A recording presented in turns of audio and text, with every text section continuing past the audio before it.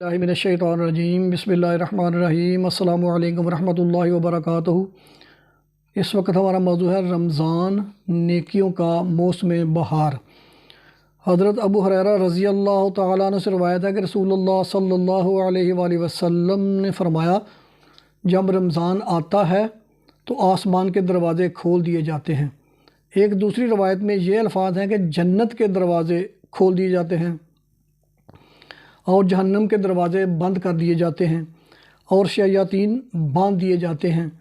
एक रवायत में ये अल्फाज आए हैं कि रहमत के दरवाज़े खोल दिए जाते हैं। नबी सल्लल्लाहु अलैहि वसल्लम का ये मामूल था कि रमज़ान के आगाज़ में लोगों को नसीहत करने के लिए खुतबा दिया करते थे। ऐसे ही खुतबात में से एक ये खुतबा है। इस अरशाद नबी का सही मफ़हूम समझने के लिए ये हदायत पेश नज़र रहनी चाहिए कि यहाँ मुखातब वो मुसलमान हैं जिनसे ज़्यादा सच्चे और पक्के मोमन इंसानी तारीख़ में नहीं देखे गए।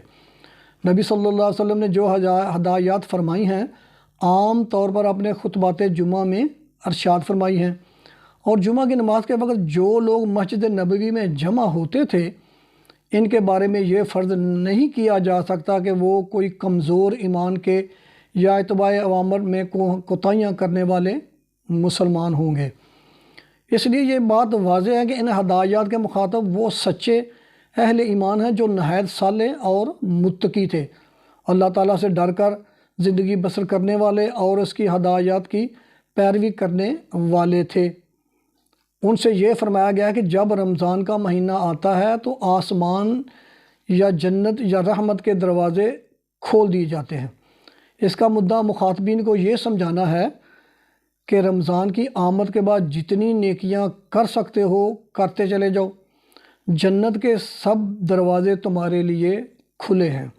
अगर सदका व खैरात के दरवाज़े से जन्नत में पहुंच सकते हो तो सदका व खैरात के दरवाज़े से पहुँचो। अगर रोज़े के दरवाज़े से पहुंच सकते हो तो रोज़े के दरवाज़े से पहुँचो। अगर तिलावत कुरान के रास्ते से पहुंच सकते हो तो इस रास्ते से पहुँचो। अगर बुराइयों से इज्तनाब के ज़रिए से पहुंच सकते हो तो इस ज़रिए से पहुँचो। अलगर्ज़ जन्नत में पहुँचने के लिए तमाम दरवाज़े पूरी तरह तुम्हारे लिए खुले हैं, और अब ये तुम्हारा काम है कि ख़ुद जन्नत के काबिल बना लो, ख़ुद को जन्नत के काबिल बना लो। फिर फरमाया कि जहन्नम के दरवाज़े बंद कर दिए जाते हैं। इसका मतलब ये है कि रमज़ान के ज़माने में उन बुराइयों के इम्कानात भी कम हो जाते हैं जिनमें एक आदमी दूसरे ज़माने में आम तौर पर मुब्तला हो सकता है। चुनाचे एक नेकोकार मुसलमान रमज़ान की ईमान पर फ़ज़ा की बदौलत बुराई के बहुत से इम्कानात से बच जाता है और इस तरह जहन्नम के दरवाज़े इसके लिए बंद हो जाते हैं। तीसरी बात यह फरमाई कि शयातीन बांध दिए जाते हैं। इन अल्फाज का मुद्दा ये है कि रमज़ानुल मुबारक वो ज़माना है जिसमें नेकियां फ़रोग़ पाती हैं और शयातीन की कार फरमाई रुक जाती है। चूँकि तमाम मुसलमान बजा वक्त रोज़े रखते हैं और एक एक आदमी अलग अलग रोज़ा नहीं रखता, इसलिए बेयक वक्त रोज़े रखने से पूरी कौम के अंदर अल्लाह ताला की तरफ रजू का एक ऐसा माहौल पैदा हो जाता है जो दूसरे दिनों में नहीं होता। इसलिए रमज़ान वो महीना है जिसमें आदमी के अंदर रजू इल्लाह की एक मसलसल कैफियत जारी और सारी रहती है, क्योंकि जो आदमी 12-14 घंटे रोज़े से होता है इसे गोया हर वक्त ये याद होता है कि मैं रोज़े से हूँ और मैंने अपने रब की खुशनुदी के लिए रोज़ा रखा हुआ है। जब इसे प्यास लगेगी तो वो पानी नहीं पिएगा क्योंकि इसे याद होगा कि वो रोज़े से है।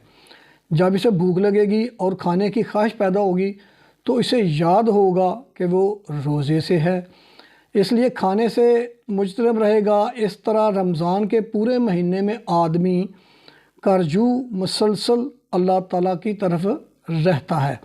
वो अफ्तार करता है तो गोया ख़ुद महसूस करता है कि यहाँ तक तो मेरे रब ने मुझे बांध रखा था, अब इसने मुझे इजाज़त दे दी है तो रोज़ा अफ्तार कर रहा हूँ। इसके बाद खाना खाया तो फिर तरावी के लिए चला गया, जिससे फिर रजू इल्लाह की नौबत आई। इस तरह मुसलसल 24 घंटे अल्लाह की तरफ इसका रजू रहा। और फिर ये रजू एक आदमी का नहीं होता, بلکہ پوری قوم کا ہوتا ہے۔ اس کے معنی یہ ہے کہ رمضان نیکی کا موسم ہے۔ جس طرح بارش کا ایک موسم ہوتا ہے اور اس میں ہر چیز نشو و نما پاتی ہے، اسی طرح یہ نیکیوں کا موسم ہے اور اس میں نیکیوں کی ترقی کے لیے بے شمار مواقع پیدا ہو جاتے ہیں۔ آدمی جس قدر روحانی ترقی کرنا چاہے کر سکتا ہے، کیونکہ اس میں ہر آدمی کی نیکی دوسرے کے لیے مددگار ثابت ہوتی ہے۔ ہر آدمی دوسرے کے روزے میں مددگار ہوتا ہے۔ عام دنوں میں روزہ رکھ کر دیکھیں تو معلوم ہوگا کہ اس میں کتنی شدت پائی جاتی ہے، کیونکہ کوئی آدمی بھی روزے میں دوسرے کا مددگار نہیں ہوتا۔ لیکن رمضان میں یہ کیفیت نہیں ہوتی، کیونکہ پورا معاشرہ ایک حالت میں ہوتا ہے۔ اس طرح ایک آدمی کو لاکھوں آدمیوں کے روزے سے مدد پہنچتی ہے اور ان کے تقویٰ اور نیکوکاری سے تقویت ملتی ہے۔